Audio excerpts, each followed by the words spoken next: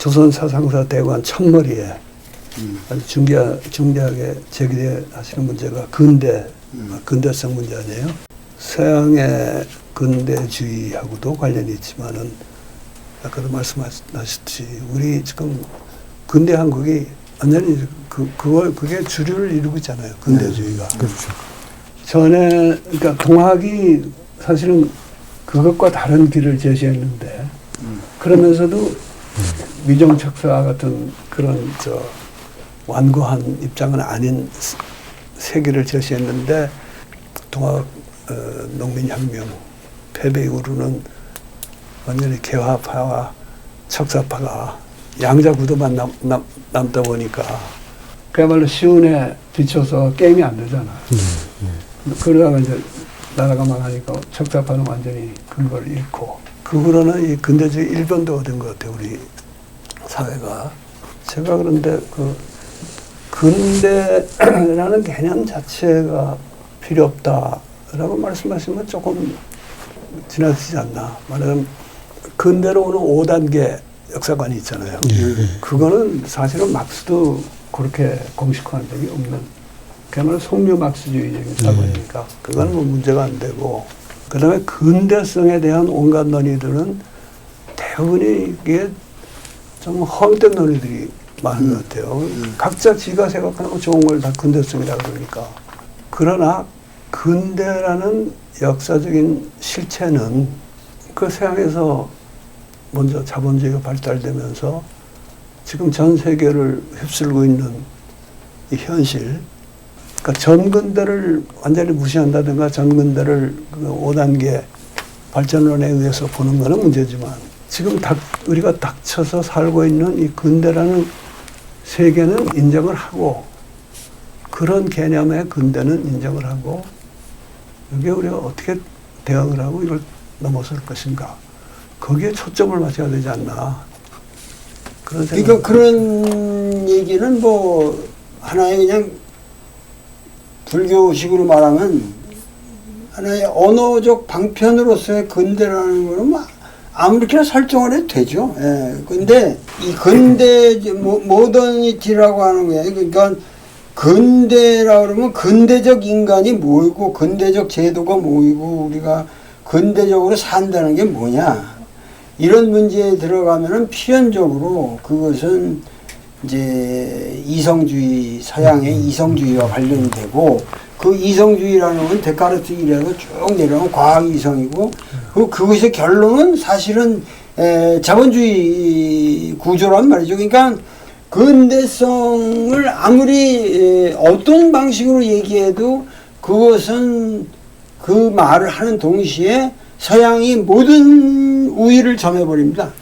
그렇게 되면은 우리는 근대성 논의에 있어서는 항상 디펜드를 해야 되고 그 근대에 대한 반성을 촉구하게 되고 그런데 그러기 때문에 이제 정근대라는 말도 생겨나고 그러기 때문에 역사에 대한 비하도 생겨나고 이렇기 때문에 근대라는 말이 사실 알고 보면 너무도 저열하고 우리에겐 나는 한맺힌 언어예요. 그래서 이놈의 근대라는 걸 폭파시켜버리지 않는 한 우리 이 동양의 그러니까 우리 고유의 고조선으로부터 내려오는 우리 사유가 살아날 수 없다. 난 이게 20대 아주 그냥 뼈저리게 투쟁했던 문제입니다. 제가.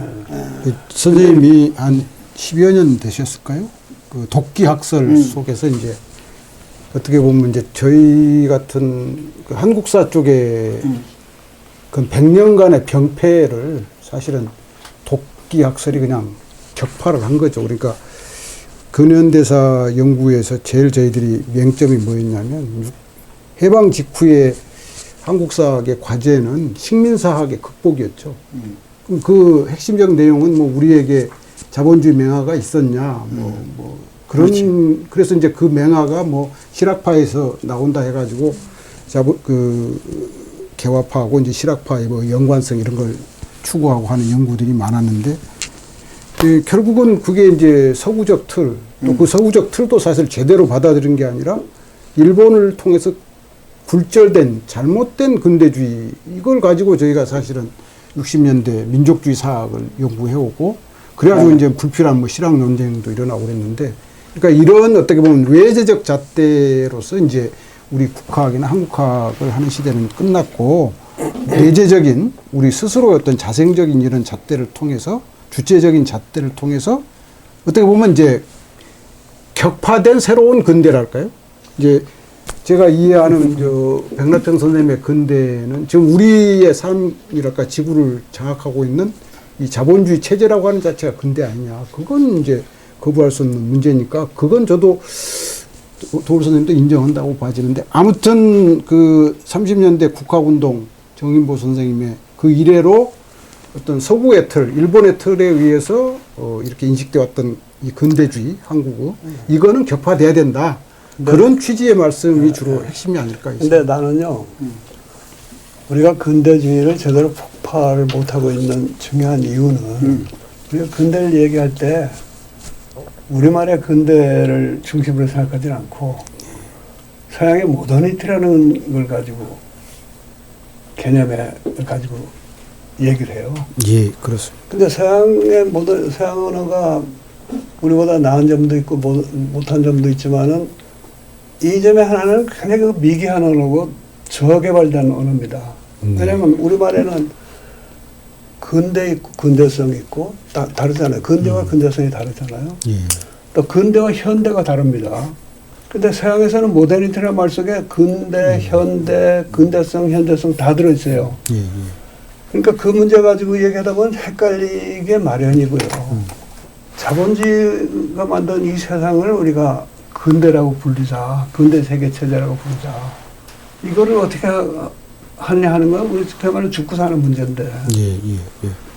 서양의 모더니티라는 걸 어떤 때는 현대 얘기했다, 어떤 때는 근대 얘기했다, 어떤 때는 또 근대성, 얘기했다 그러면 핵심에 다가가지 못하고 겉돌다가 소모적인 논의만 한단 말이에요. 그래가지고 뭐가 제일 근대다우냐, 우리가 본받아야 할 근대성은 뭐냐.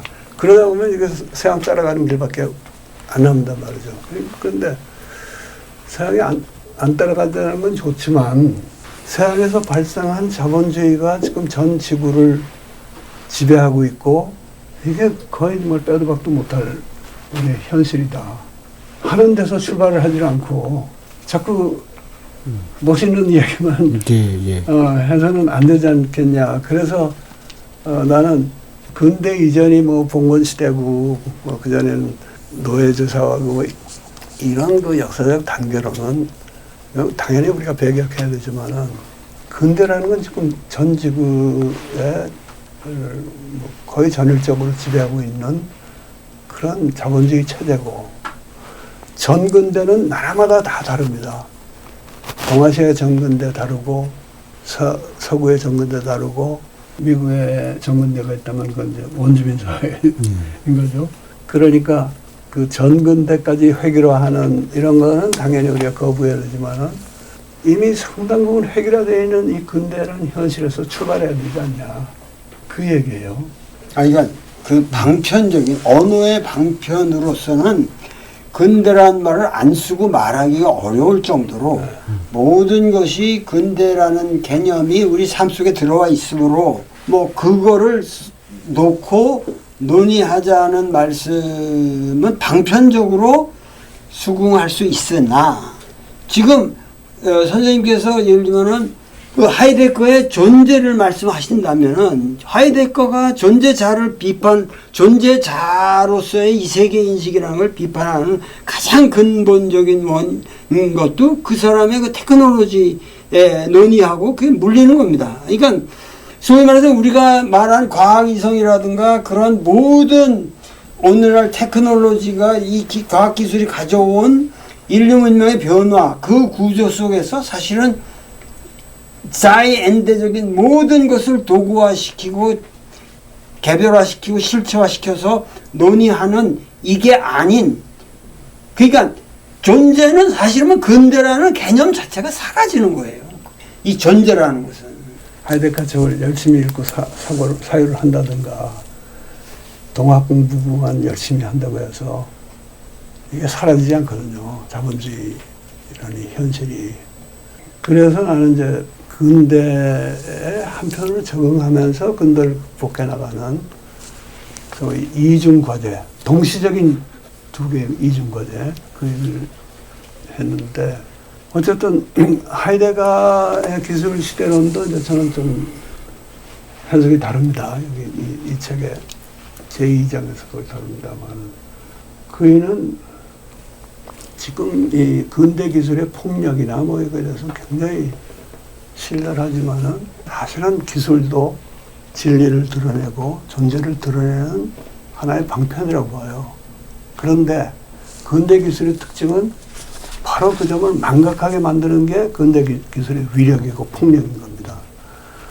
그러니까 그 능력을 회복하는 게 중요한 거고, 그래서 근대 극복을 위해서 우리가 뭐 하이데가에서 배울 것도 있지만은 훨씬 더 일찍 그걸 어떻게 보면 더 선명하게 얘기해 놓은 노자한테서 배우고, 우리 전통 속에서는 수은한테서 배우고, 그리고 원불교에서도 말하는 원불교의 개벽사상에서 배우고, 이러면서 극복해 나가는데, 우선 이놈의 아무리 개판 세상이라도 여기서 살아남아가지고 그걸 극복하는 작업을 해야지. 아니, 지금 그 말씀에 모든 사람이 동의하지 않을 수 없는 게, 우리는 사실 우리 역사야말로 모든 사람이 근대라는 것에 적응하면서 살고 있고 그것을 극복하는 노력, 그 이중적 과제를 수행하지 않는 사람 없어요. 그러니까 그게 문제가 아니라, 예를 들면은 BTS를 보더라도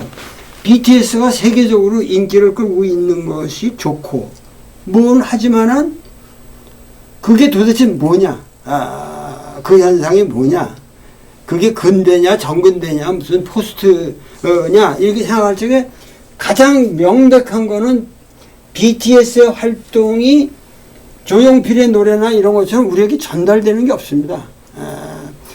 BTS의 선생은 우리 내려오는 가요 전통이 아니라 마이클 잭슨이에요. 그러니까 그만큼 근대를 수용해서 나가서 서양의 근대 탑에 쓴 거예요, 그때들은.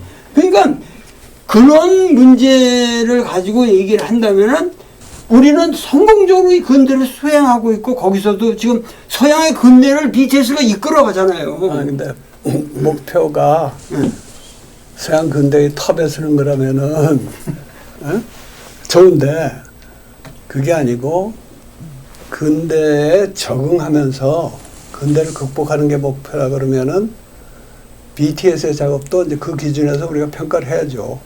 그러니까 우리 전통을 보면은 개화파라는 건 이거는 근대 극복의 의지가 없이 근대를 따라가고 거죠. 잘하면 나중에 그 탑에 서겠다 하는 게 그거고, 척사파라는 거는 무조건 아니라 이 걔네 저 금수와 같은 이 서양 놈들의 이걸 따라갈 수 없다 그래가지고 했는데 결국 실패했단 말이죠.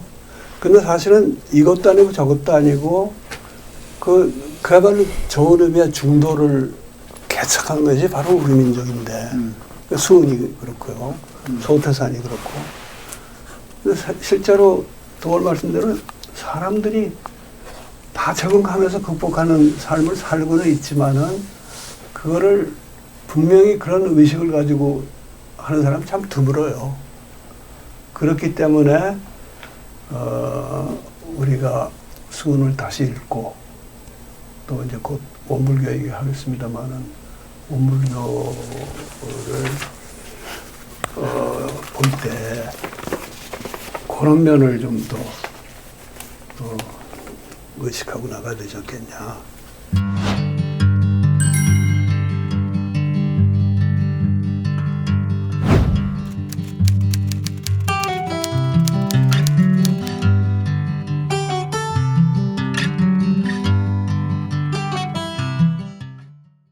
뭐 지금까지 우리가 동학 얘기를 많이 했고 또 앞으로 더 할 겁니다만은 20세기에 이제 그 동학을 계승하는 종교들 있잖아요. 그러니까 천도교는 아주 직접적으로 그 정통을 이어받은 종교고, 원불교는 그런 직접적인 계승 관계는 아니지만은 그 소태산 대종사가 하신 말씀 같은 거, 대전경에 또 그 제자들이 한 얘기를 보면은 수훈 선생의 뒤를 이었다는 의식이 분명히 있어요. 네. 근데 저는 천도교 얘기보다 천도교의 중요한 경전 같은 건 뭐 이미 동양대전 그 얘기 많이 들어왔고 하니까 오늘날 사회적 존재감이랄까 이런 차원에서 보면 원불교가 훨씬 좀 더 큽니다. 그래서 원불교 이야기를 좀 해볼까 해요. 또 이거는 우리 저 학사님에 대한 배려입니다. 아, 예, 감사합니다. 왜냐하면은 양반이 원광대학 총장에다가 원불교 교무인데 밖에 나가서 동학만 잔뜩 띄우고 들어왔다 그러면은 그 정치 생명이 좀 위태롭지 않겠어요. 예, 예. 그래서 이 원불교와 예. 그러니까 동학과 원불교의 상통점과 차이점 네, 네, 이걸 좀 간략하게 네. 요약을 해주시면 어떨까? 그 동학과 원불교의 차이는 창시하신 그 교조 수훈 선생님과 이제 소태산 선생님을 좀 중심으로 좀 비교해 볼 필요가 있는데요. 수훈 선생님은 가학, 퇴계학적 전통이 아주 탁월하시죠. 부친 근암공을 통해서 이제 그 퇴계학적 계보에 대해서는 도올 선생님께서 2004년에 이제 도올신득 동경대전에서 아주 명쾌하게, 그러니까 어떻게 보면 학문적 기반이 소태산에 비하면 상당히 탄탄하셨죠. 근데 이제 이대 해월 선생은 좀 또 평민이랄까 큰 학문적 기반은 없는 그런 특징이 있는 반면에 원불교 경우는 이제 그 교조 소태산 선생님은 농민의 아들이죠. 아버지가 뭐 빈농이시니까 깨달음을 이루기 전에 학문적인 기반은 서당 2, 3년 다닌 정도인데 그걸 이제 좀 보강한다 그럴까. 이대 정산 송규 정법사가 매우 흥미롭게도 또 퇴계학을 계승하죠. 그 스승이 이제 그 퇴계학통에 계시는 공산 송준필 선생님의 제자니까.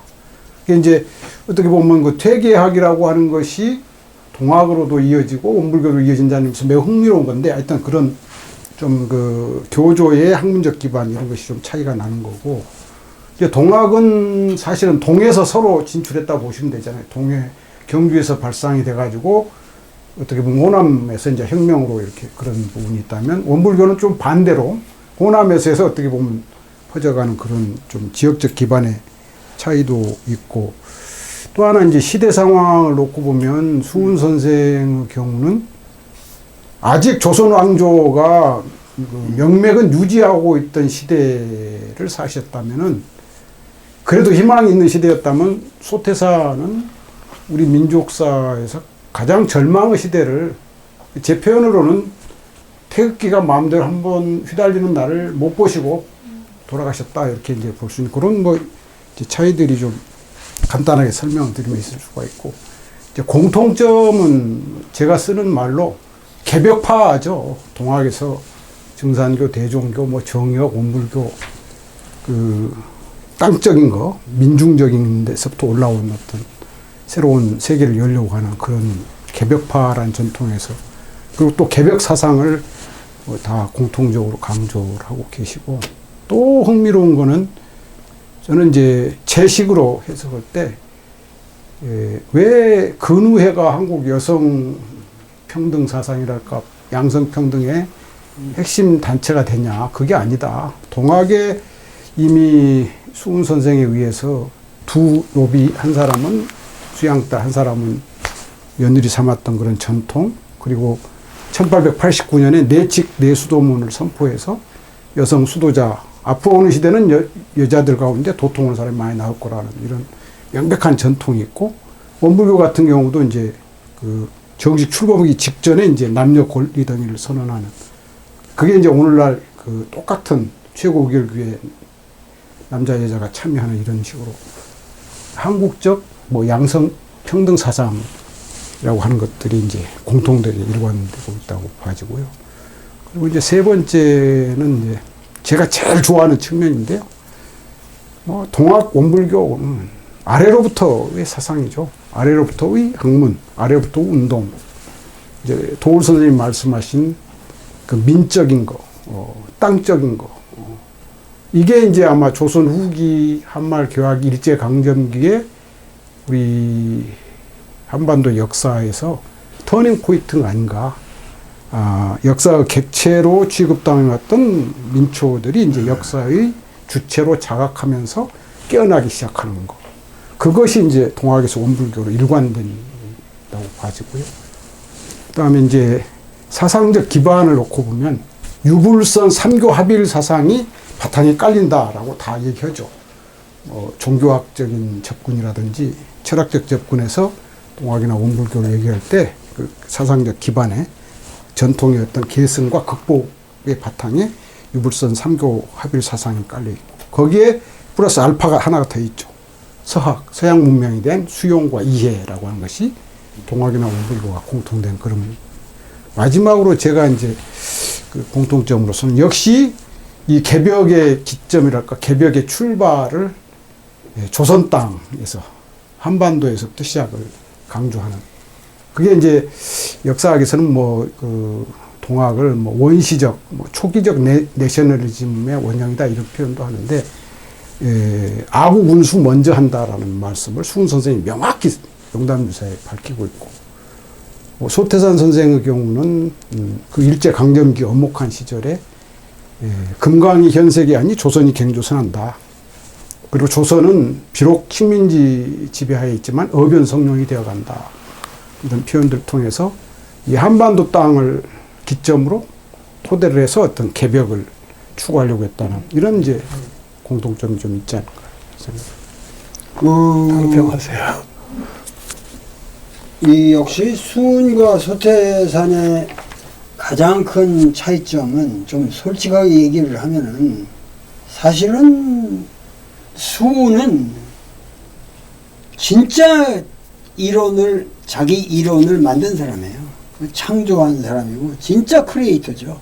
그러니까 수훈은 아까 우리가 얘기했듯이 그야말로 서학의 모든 문제점과 아주 맞대결을 했고, 그러니까 굉장히 그 이념적인 스트러글이 아주 철저했고 아주 치열했던 대사상가죠, 수훈은. 그런데 반해서 소태산이라는 분은 그런 스타일의 창조적인 사상가는 아니에요.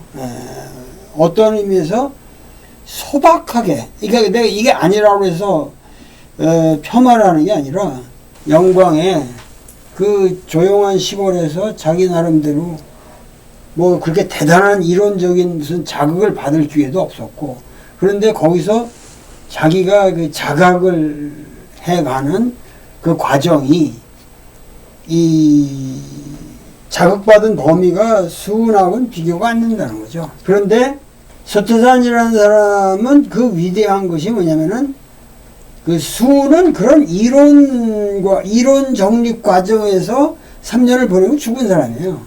그러나 소태산은 그거를 실제로 그 작은 깨달음이지만 공동체 운동으로서 그 인간세를 개혁하는 하나의 구체적인 사례를 만든 사람이죠. 그러니까는 이 성격이 전혀 다르다고 생각해요. 되게 뭐 누구를 계승하고 뭐하고 어쩌고 그러는데 그거 사실 애매하게들 얘기하거든. 그 정직하게 얘기를 못하고. 근데 사실 소태산이 무슨 대단한 사상가도 아니고, 내가 보기에 이 사람이 진실한 사람이고 자기 그 의문이 드는 거를 가지고 고민하다가 결국은 그 젊은 나이에 또 깨달았다. 그런데 그 깨달음을 이 소태산의 경우는 곧바로 가장 가까운 사람들부터 공동체를 만들어서 구체적으로 삶을 개선하고 정관병을 개간하고 그 암울한 시절에 이 세상 이런 거 생각하지 말고 이런 거부터 우리가 해나가자. 이것이 사실 오늘날 뭐 많은 시민운동도 있고 뭐 아까 달이라는 사람도 민주주의는 결국 그 플루럴 뭐 이런 플루럴리즘 가지고 얘기한다고 그러지만은 결국은 그 원불교의 위대함이라는 거는 그런 구체적인 공동체 운동을 통해서 인간이 살아가야 할 길을 보여줬다는 거죠. 그러니까는 여성들이 그렇게 대접 못 받던 그 시대에 여기 들어와서 같이 그 공동체에 참여해서 저기 하면 뭐 버젓하게 제복도 있고 교육도 받고 이런 것이 사실 그 옛날 그 정년님들 얘기 들어보면 자기 삶에서는 그 이상의 감격이 없었다는 거예요. 지금은 오히려 그 세상 수준에 비해서 교학대학 가는 게 좀 낮게 들어가는 거예요. 그 당시는 정교가 된다는 거는 어마어마한 기쁨과 삶의 그 생명력을 얻는 건데 사실은 원불교는 그런 태생적인 성격을 갖고 있고 아까 말씀했듯이 사실은 수호는 어마어마한 사상가였고 뭐 문장가였고 이랬지만은 이 소태산의 모습은 나는 그 소박한 그 소박미에 있는데 이걸 자꾸만 훅가시 한다는 거예요.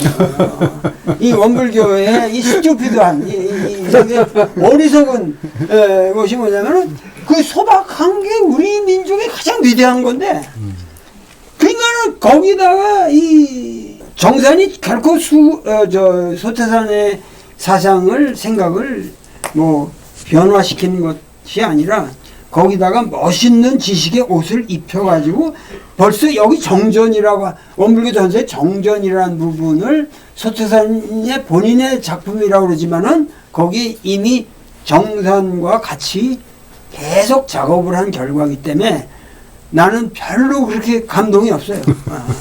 감동이 없어요. 반론권을 보장합니다. 이제 소태산은 1891년에 태어나서 1943년, 그러니까 53세인데 28년을 이제 공적 생애를 살죠. 1916년이 이제 그 공적 생애의 기점인데 전반부에 대해서는 도올 선생님의 견해에 100% 공감합니다. 그러니까 대각 이전에 어떤 사회적 경험이라든지 뭐 학문적 경험이라든지 과학의 기반이 뭐 거의 없었죠. 근데 매우 흥미로운 것은 대각 이후에 이 어떤 그 사상적인 섭렵이라든지 사회 활동이라든지 그 어떤 시국관이라든지 이제 거기에 법설 같은 것을 저희들이 분석을 해보면 그거는 수운이 못 따라온다. 저는 그렇게 보는 거예요. 아니 그건 뭐 대종경이라고 하는 법설로 이미 나와 있기 때문에 그래서 대각 이후의 삶을 좀 다시 볼 필요가 있다. 이제 그런 말씀을. 그분의 법설의 내용이나 이런 건 이제 또 우리가 조금 더 검토해봐야죠. 그런데 나는 학생 말씀 중에 일부는 동의하고 일부는 동의 안 합니다. 대각 이전에도요. 그 경험이 그렇게 소박한 경험이 아니고 어떤 것은 수은하고 굉장히 비슷해요. 수은이 주유 팔로라 그랬나요? 행상을 하면서 돌아다닌 그보다 기간은 좀 짧을지 몰라도 양반이 구도한다고 돌아다니거든요.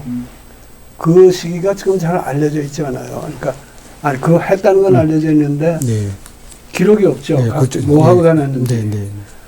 그러나 뭐 그때가 이제 식민지 직후고 또 갑오 농민혁명이 실패하면서 무수히 사람이 죽고 그것도 전라도 땅.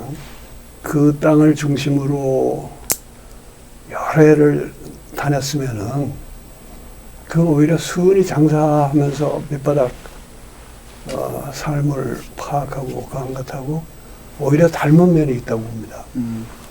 그래서 대각전에 대해서도 저는 대각전에는 조용하고 뭐 소박한 사람이었다고 이제 그건 인정을 하셨는데 나는 그게 그렇지 않을 거다.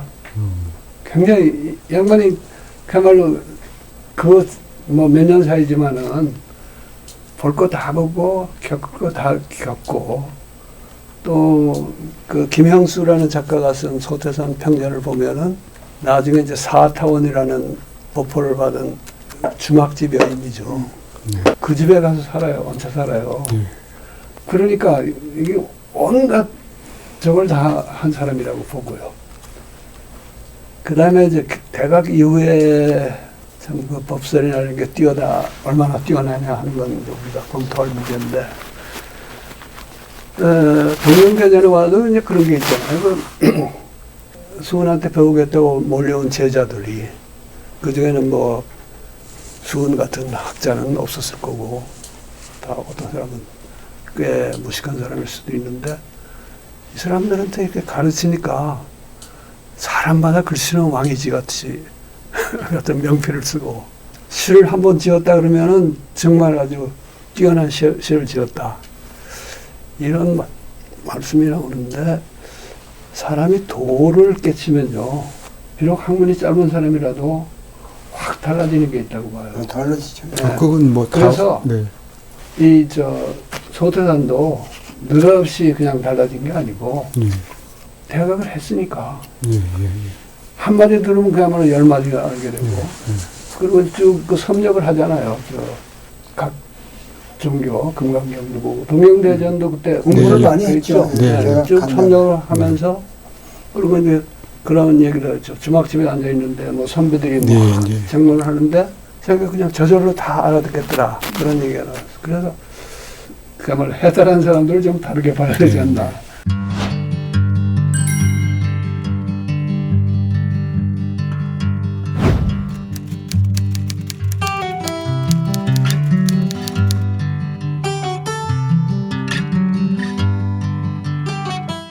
사상적으로 말하면요. 나는 사실 원불교 안에서 지금 우리 참 박연철 교무님이나 소설 빼고는 동학을 공부를 안 해요. 몰라요. 그렇습니다.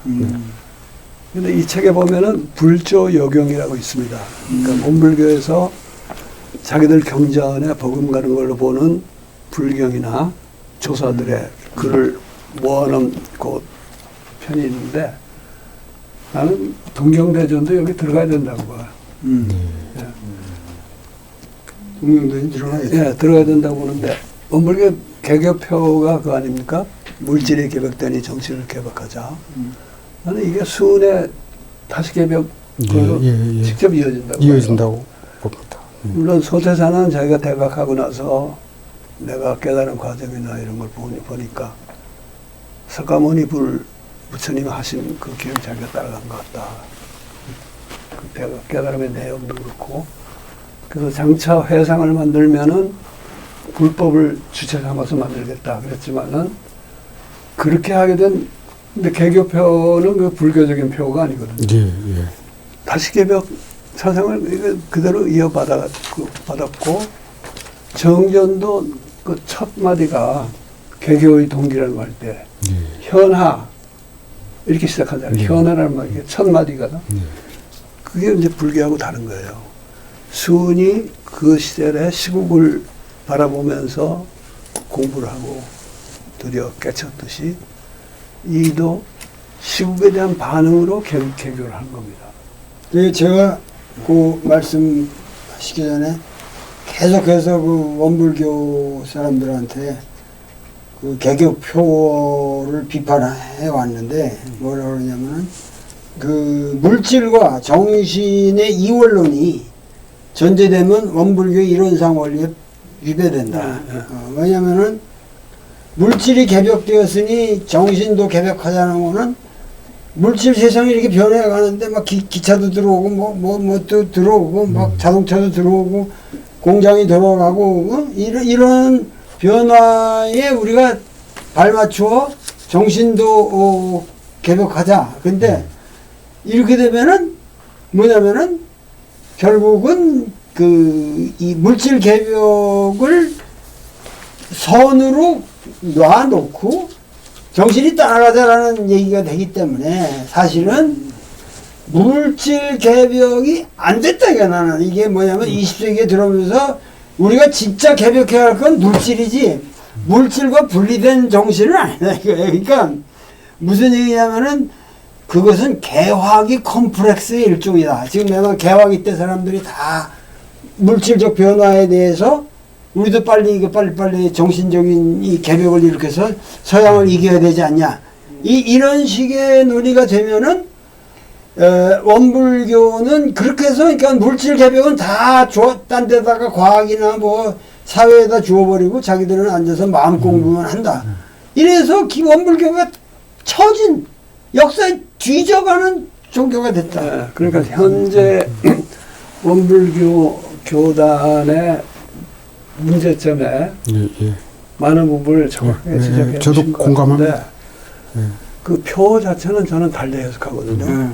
첫째는 물질이 개벽되니 정신을 개벽하자라는 건데 정신 개벽이라는 건 뭐 석가모니 때부터 쭉 그 하던 그런 깨달음의 공부지만은 이 양반은 물질 개벽되니까 이걸 뒤따라가자는 게 아니고 물질이 개벽되면서 우리 잘못하면 다 망하게 됐으니까 여기에 상응하는 정신 개벽을 하자 하는 거니까 그런 점에서 내가 이제 수은 선생의 다시 개벽을 하고 통한다 이렇게 얘기한 거고요. 하이데거의 존재. 네, 근데 물질과 정신의 그 이분법이라는 거는 아마 우물관에서도 그렇게 해석하는 분들이 많이 있을 거예요. 근데 그것은 바로 돌이 개탄하시는 20세기의 이 근대 개념에 오염된 용법이고 소태사는 그렇지가 않죠. 그 정신이라는 게 물질에 반대되는 실체가 아니에요.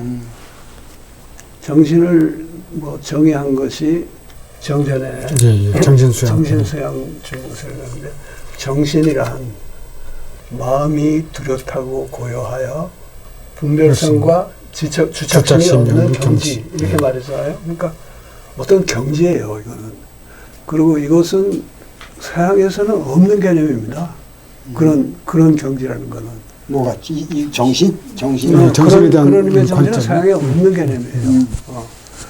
그거를 얘기했는데 사람들이 정말 물질 문명, 뭐 정신 문명 해가지고 하는데 그렇게 따지면은 지금 이 서양의 자본주의 사회라든가 과학 문명이 엄청난 정신적인 작업을 수반하는 문명이지. 그게 무슨 뭐 잘 먹고 잘 살고 편하게만 살기 위한 그거 아니잖아요. 다시개벽이란 말을 이제 후천개벽으로 이 책에도 그렇게 썼습니다만은 후천개벽으로 바꾸는 데 대해서 도올 선생님이 뭐 여러 번 질타하시는데 나는 도올이 그 선천후천을 도식화하는 거를 비판하는 그것이 중요한 것이지. 그렇죠. 먼저 후천개벽이라고 하든 다시개벽이라고 하든 그 문제는 안 될 것 같고 사실 수운의 개벽사상에 그 선천후천 개념이 들어있지 않아요. 개벽 5만 년에 뭐 내가 아무 공이 없었다. 근데 이제 너를 만났으니 그게 이제 그 전에 문명이 전부 아무것도 아니다라는 뜻은 아니지만은 큰 지금 시점에서 볼 때 상제님이 보시기에 지금 내가 제대로 이루는 게 없고 너를 만나서 처음으로 비로소 하겠다. 그러니까 이미 거기서 선천후천에 갈리는 겁니다. 그런데 이거를 이제 딱 선천후천이 두부 잡듯이 잘라져 가지고 어느 시점 지나면 선천이 저절로 후천이 된다. 이렇게 생각하는 거는 당연히 배격해야 되는데 수은이 그렇게 생각하지 않은 건 물론이고 해월 선생 법설에 보면은 선천후천 얘기가 나오고 심지어는 선천개벽, 후천개벽 얘기까지도 나와요. 선생님 말씀은 들어보면 선생님처럼 매사에 깊게 생각하고 상당히 긍정적으로 그 깊은 의미를 말씀하시니까 문제가 없어요. 선생님의 이해 방식은 내가 보기에. 그러나 이게 선천후천도 가장 중요한 게 뭐냐면 이 사람은 수는 이 고래로부터 상고로부터 오늘날 자기 시대까지 내려온 문명의 축적이라는 걸 굉장히 존중합니다. 여기서 공자가 나왔고 뭐가 나왔고 다 이렇게 해서 오늘날 그래도 도덕군자들이 이만큼 우리 사회가 됐는데 이건 여기에는 선천후천이라는 대비가 들어갈 수가 없어요. 그런데 내가 산 이 시대에 지금 문제는 긴박한 시대 진단 거기에 뭐라 그러냐면 각자 위심하고 불고천명하고 이 뭐 천심이 이반되고 이러한 사람들이 미주에 지금 이러한 상태에 있다. 이 진단 하에서 다시 개벽해야 한다. 그러니까 그 다시 개벽이라는 말이 어디까지나 현재 사회의 분석에 있습니다. 그리고 그것은 맞아요. 보국 안민이라고 하는 그 태제를 전제로 해서 하는 말씀이거든요. 근데 그 뒤로 소위 말해서 김일부라든가 이런 사람들이 그걸 정역의 상수학적 원리에 의해서 선천 후천 이런 말을 끄집어 들였고 그거를 갖다가 강정상이라는 분이 1900년대에 그야말로 그 이 절실한 우리 사회 변화를 위해서 선천 후천이라는 개념을 써야만 우리의 그 천지공사의 당위성 지금 예, 이 선천개벽 시대의 천지공사가 잘못되니까 지금 이 근본을 바꿔야 한다.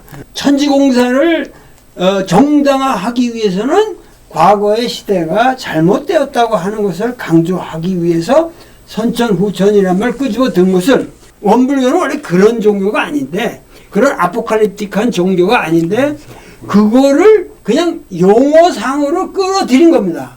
그래가지고 나중에 이제 음세계 양세계라는 말은 여기서 원불교 내에서 만들었고 그렇게 되면은 선천개벽에서는 전체가 음세계가 되면 전체가 껌껌한 밤세계가 되고 이제 광명이 되려면 이 후천개벽세가 돼야 되니까 그런 도식화가 가져오는 그렇게 되면은 이 그 요한계시록을 외치면서 그냥 말세를 외치는 놈들하고 똑같아진다 이런 얘기야. 뭐 그 말씀에 동감인데 수은 선생도 이제까지 그 5만 년에 온갖 성현들이 나오고 그런 거는 인정하시지만 내가 나와가지고 다시 개벽해가지고 벌어지는 이 세상에 비하면은 비교도 안 된다. 그런 뭐 생각이 조금 생각이 있었던 거 아니에요. 네, 그리고 있겠죠. 해월은 이제 그런 얘기까지도 하더군요. 선천개벽은 물질개벽이고 후천개벽은 인심개벽이다 이렇게 말을 해요. 그러니까 거기서 말하는 물질개벽이라는 것은 이 물질 세상에 열린 원래 천지개벽 그거고 지금 다시 하는 이 후천개벽은 사람의 마음이 바뀌는 그런데 원불교 개교표에 나오는 물질개벽 개념은 그거하고 달라요. 원래 그 옛날에 천지개벽하는 그 물질의 개벽이 아니고 지금 벌어지고 있는 세상에 물질 세계가 완전히 달라지고 있다. 그게 나는 그 원동력은 자본주의라고 보는데 그래서 어떤 의미에서는 소태산이 그 시골 구석에서 깨닫고 했지만은 전 세계의 시운을 읽었다고 봐요. 그래가지고 지금은 이게 자본주의 세상이고 물질이 개벽되는 세상이니까 거기에 상응하는 정신개벽 또는 해월의 문자라면 인심개벽을 이루지 못하면은 우리 다 망한다. 그런 뜻이기 때문에 나는 사실 저거를 개교표는 불교보다도 동학적에서 그걸 이어받은 데라고 봐요. 그런데 이제 차이점은 사실은 나는 두 가지 큰 차이점이 있다고 보는데 하나는 불교를 주체 삼았잖아요. 그리고 불교를 주체 삼으면은 거기에 따라오는 여러 가지 그게 있습니다. 윤회설도 있고 뭐가 하는데 그게 과연 학설의 진전이냐 아니냐 그런 건 이제 점검해 봐야죠. 수는 유불선을 결합한다고 그러지만 사실은 깊은 뿌리는 유교에 있고 스님들의 도움을 많이 받았죠. 그렇긴 하지만 불법이 그 사상에서 중요한 요소는 아니었던 것 같아요. 아니죠. 아니었죠. 근데 이제 소태사는 유불선을 통합하면서도 불법을 가운데 주체로 세우겠다 그랬으니까 거기에 따르는 여러 가지 논리적, 철학적 또는 실천적인 문제들이 있는데 또 하나는 도리 저기를 이야기하면서 이런 얘기가 나옵니다. 수은을 두고 종교를 창시한 사람으로서 종교를 거부한 이 지구 역사에서 유일한 신인가이다.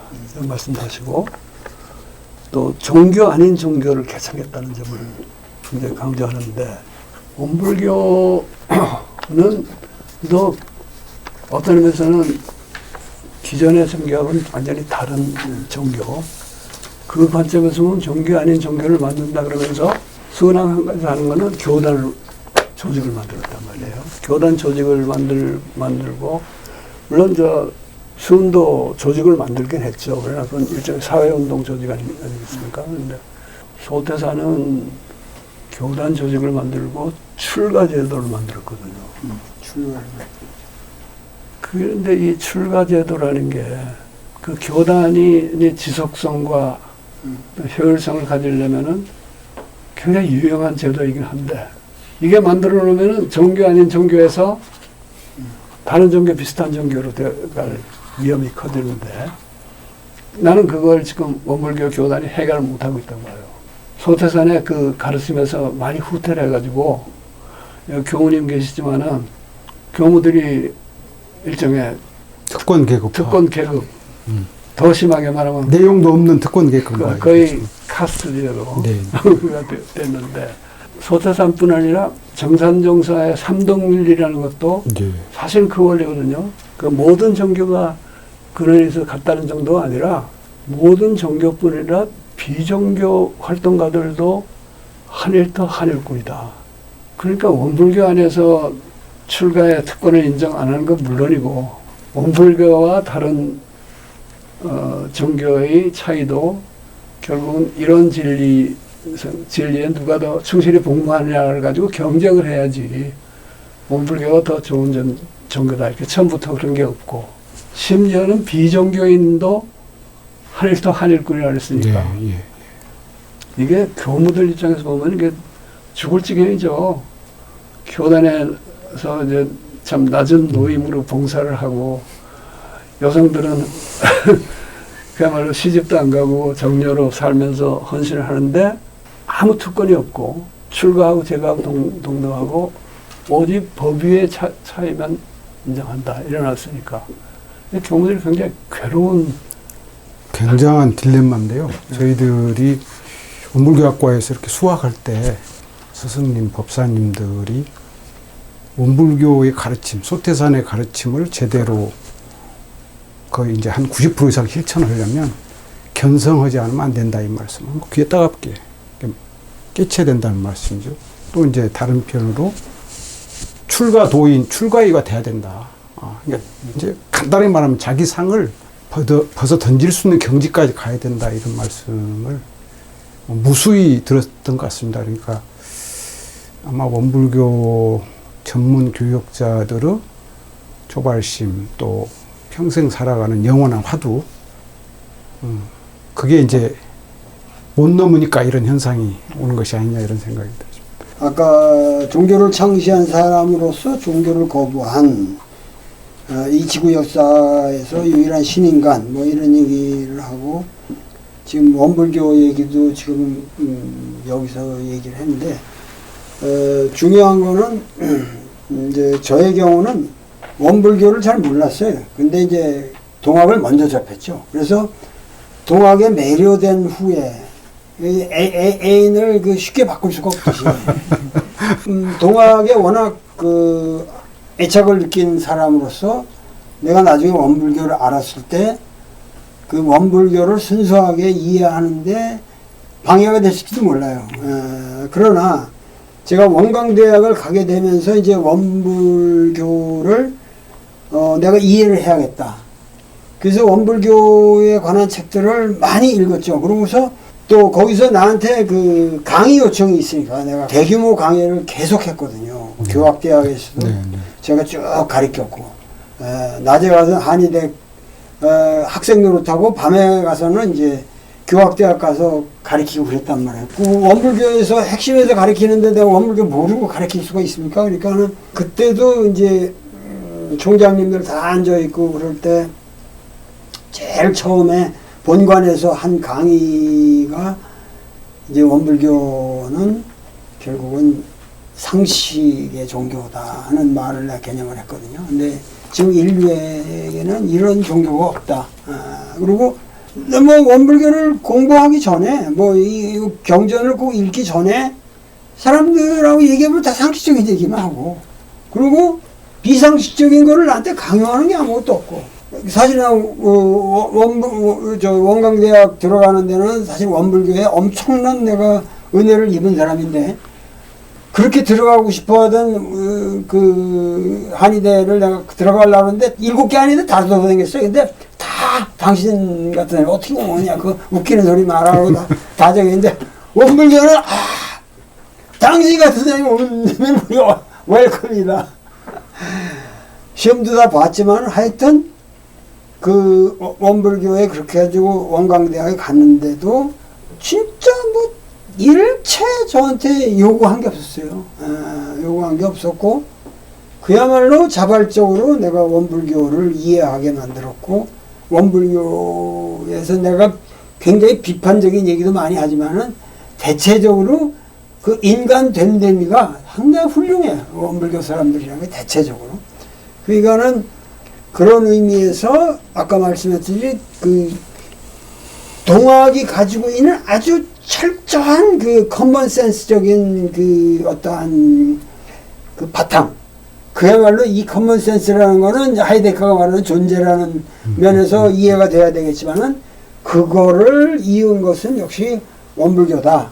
그런데 반해서 난 증산도도 상당히 훌륭하게 봅니다. 난 과거에 그런 거에 대해서 다 이게 편견을 가지고 있었는데, 종교적인 연구를 제가 상당히 이렇게 내가 그런 데 들어가면 빠지니까 거부를 했었는데, 증산도도 사실은 들어가서 보면은 당시에 그렇게 어렵던 그 동학, 그러니까 결국은 이 동학의 그 피 흘린 민중들의 참상을 소태산이든 이 강정산이든 거기서 깨달은 거거든요. 강정산은 더 직접적으로 그 피 흘리는 현장들을 자기가 보면서 거기 들어가서 나도 같이 죽느냐 마느냐 이런 고민하는 데에서 깨달은 사람들이거든요. 그러나 그 강정산의 경우는 상당히 이제 그 상제라고 하는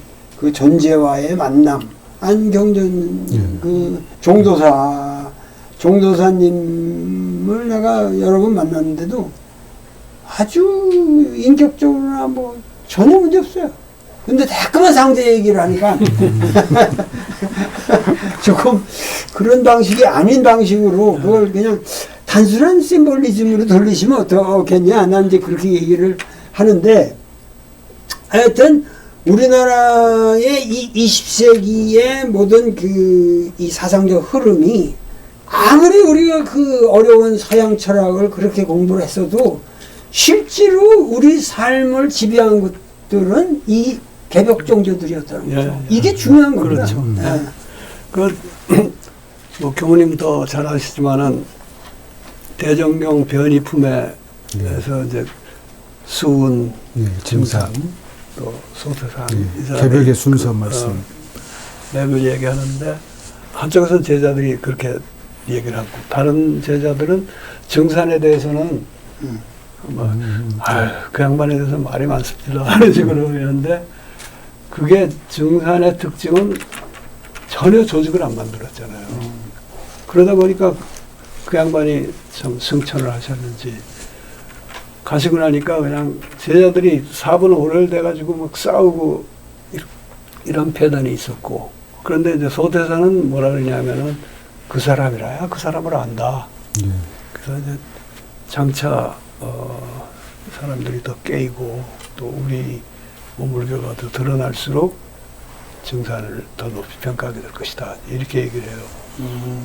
그러니까 이 개벽에 물꼬를 튼 분은 저기고 수운이고, 동학 전쟁을 거치면서 참 참상 피 흘리고 했을 때 기운을 좀 돌려놓은 분이 증산이고, 그러면서 그야말로 새로 개벽해야 된다는 걸 그 생각을 다시 심어준 분이고, 소태산이 자기가 그걸 계승하고 더 완성된 경제에 이끌었다는 자부심을 갖고 계신 거지, 그분은.